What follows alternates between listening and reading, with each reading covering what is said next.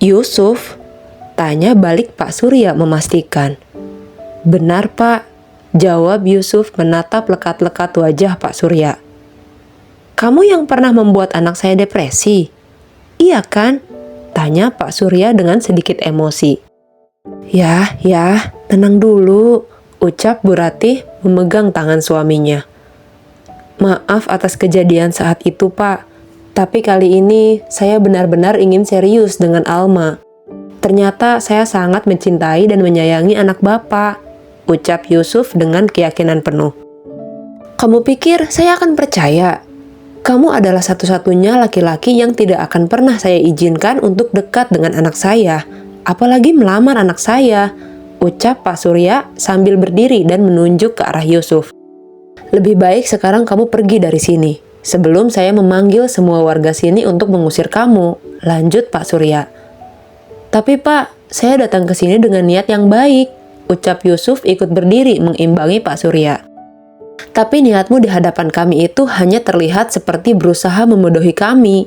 Sekarang kamu pergi, atau saya tidak akan membiarkanmu pergi dalam keadaan hidup, ucap Pak Surya dengan penuh amarah dan masuk ke dalam rumahnya.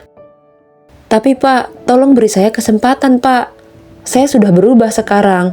Bapak harus mendengarkan cerita saya dulu, ucap Yusuf sedikit berteriak dengan harapan semoga Pak Surya berubah pikiran.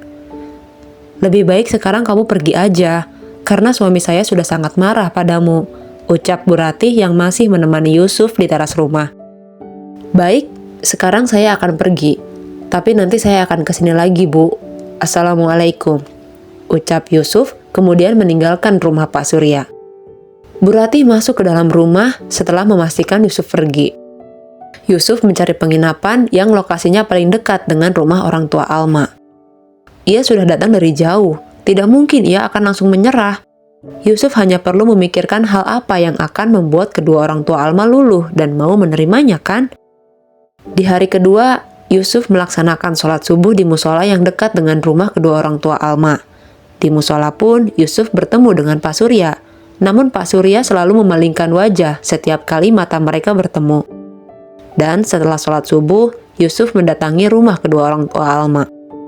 Yusuf sudah mencari tahu bahwa orang tua Alma biasanya akan berangkat ke kebun setelah subuh. Jadi Yusuf berniat menunggu orang tua Alma di halaman rumah Pak Surya sambil duduk di atas motornya. Yusuf menunggu dengan tenang sambil memainkan handphonenya. Dan ketika mendengar suara pintu terbuka, Yusuf menghampiri seseorang yang membuka pintu tersebut. Assalamualaikum, ucap Yusuf pada Bu Ratih. Waalaikumsalam, jawab Bu Ratih.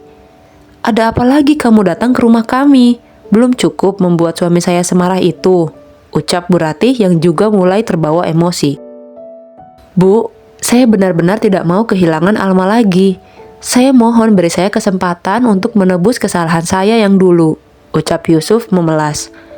Lebih baik kamu pergi sekarang sebelum suami saya mengetahui kehadiranmu, ucap Bu Ratih kembali menutup pintu.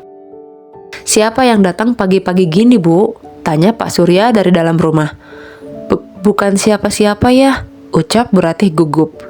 Pak Surya yang merasa aneh dengan gelagat istrinya langsung berusaha menggeser posisi Bu Ratih yang berdiri di depan pintu dan kemudian membuka pintu yang terkunci itu. Kamu? Ucap Pak Surya dengan emosi ketika melihat Yusuf masih berdiri di depan pintu rumahnya. Pak, dengarkan saya dulu Pak, saya mohon, ucap Yusuf berlutut di hadapan Pak Surya sambil memegang tangannya. Tidak ada yang ingin saya dengar darimu.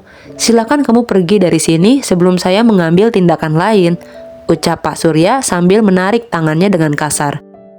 Pak, saya memiliki alasan kenapa saya meninggalkan Alma dulu. Saya mohon Bapak dengarkan dulu penjelasan saya. Setelah itu terserah Bapak akan memaafkan saya atau tidak, ucap Yusuf yang masih berlutut. Saya tidak butuh penjelasanmu. Saya hanya percaya pada anak saya, ucap Pak Surya. Kemudian mengambil sebuah kayu yang biasanya ia bawa ketika pergi ke kebun. Ya, ayah, jangan seperti ini ya, ucap Bu Ratih yang mengerti isi pikiran suaminya. Lebih baik kamu pergi sekarang, suami saya benar-benar tidak bisa stabil saat ini. Lanjut Bu Ratih yang menahan Pak Surya agar tidak bertindak lebih jauh. Yusuf hanya terdiam mematung dengan posisi masih berlutut. Apa yang kamu tunggu? Cepat pergi, ucap Bu Ratih dengan berteriak. Yusuf berdiri dari posisinya, kemudian pergi meninggalkan rumah Pak Surya dengan perasaan yang kosong dan hampa. Dan di saat yang sama, Bu Ratih membawa Pak Surya masuk ke dalam rumah. Hari kedua gagal lagi, Mah. Apakah Yusuf harus menyerah sekarang? Tanya Yusuf dalam hati sebelum kembali ke penginapan. Selama di penginapan, Yusuf hanya merenungi nasibnya yang mengalami penolakan sekeras ini. Ia tidak menyangka bahwa ia harus memohon untuk menikahi seorang wanita. Padahal ketika SMA dan kuliah dulu, hanya dengan tersenyum saja sudah membuat banyak wanita jatuh hati padanya. Assalamualaikum, Mah, ucap Yusuf ketika Mama Linda mengangkat teleponnya. Waalaikumsalam. Kamu apa kabar, Nak? Tanya Mama. Baik, Mah. Mama gimana? Tanya Yusuf. Mama juga baik. Kamu tinggal di mana? Tanya Mama. Di penginapan, Ma. Jawab Yusuf singkat. Loh, katanya mau ke rumah perempuan yang kamu kejar? Tanya Mama. Nanti kalau udah di rumah Yusuf ceritain ya, Ma. Maaf, Yusuf belum bisa cerita sekarang, ucap Yusuf merendahkan suaranya. Iya, nggak apa-apa. Semoga kamu dapat hasil yang kamu inginkan ya, Nak, ucap Mama. Iya, Ma. Maaf ya, Ma. Mama jadi sendirian di rumah, ucap Yusuf. Iya, nggak apa-apa, Nak. Pokoknya kamu hati-hati di sana ya, ucap Mama. Iya, Ma. Ya udah, Yusuf tutup teleponnya ya, Ma. Assalamualaikum, ucap Yusuf. Iya, waalaikumsalam, jawab Mama kemudian menutup teleponnya. Hari masih pagi, namun Yusuf bingung ia harus melakukan apa. Karena penolakan dari orang tua Alma membuatnya tidak ingin melakukan apa-apa. Padahal kalau di kantor lumayan nih bisa bikin beberapa gambar, ucap Yusuf dalam hati. Yusuf berbaring di tempat tidurnya bermaksud ingin menenangkan pikirannya barang sebentar. Hingga sesaat sebelum Yusuf masuk ke dalam mimpi, handphonenya berdering. Yusuf melihat layar handphonenya dan melihat nama Rian yang terpampang di sana. Kenapa, Bos? Tanya Yusuf setelah menggeser tanda hijau pada handphonenya. Gimana kabar lo? Tanya Rian. Baik, ada apa nih? Tanya Yusuf curiga. Gue cuma mau tahu kabar lo aja, Suf. Jangan curigaan mulu ah, ucap Rian. Iya deh, percaya, jawab Yusuf terpaksa. Jadi gimana? Udah ada progres? Tanya Rian. Boro-boro, udah 2 kali kesana ditolak terus. Gue sampai kepikiran mau pulang aja. Kayaknya gue gak punya peluang, ucap Yusuf sedikit frustasi. Lo mau nyerah? Tanya Rian.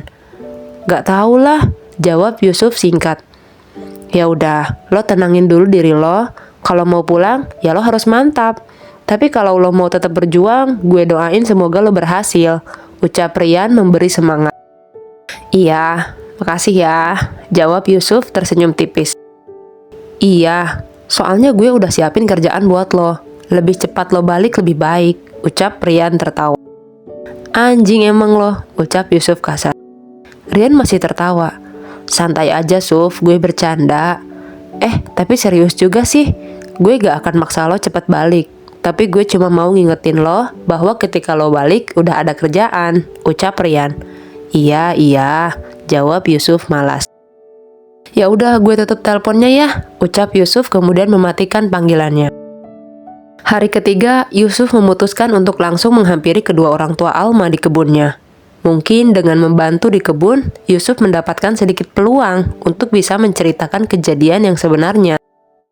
Assalamualaikum, Pak. Permisi, kalau Pak Surya kebunnya yang mana ya? Tanya Yusuf pada seorang lelaki parubaya yang sedang mencabut rumput di sekitar tanaman sayur pare. Waalaikumsalam. Ini kebun milik Pak Surya semua, Mas. Sampai pagar besi yang di sana dan di sana itu semuanya milik Pak Surya, ucap lelaki itu sambil menunjuk beberapa arah. Oh, gitu ya, Pak. Kalau boleh tahu Pak Suryanya di mana ya, Pak? Tanya Yusuf. Biasanya sih keliling, Mas. Jadi saya juga nggak tahu beliau di mana, ucap lelaki itu. Oh, gitu. Ya udah, terima kasih, Pak. Biar saya cari saja, jawab Yusuf seramah mungkin. Atau Mas coba aja ke tenda yang di sana dulu. Biasanya kalau nggak keliling, beliau istirahat di sana, ucap lelaki itu.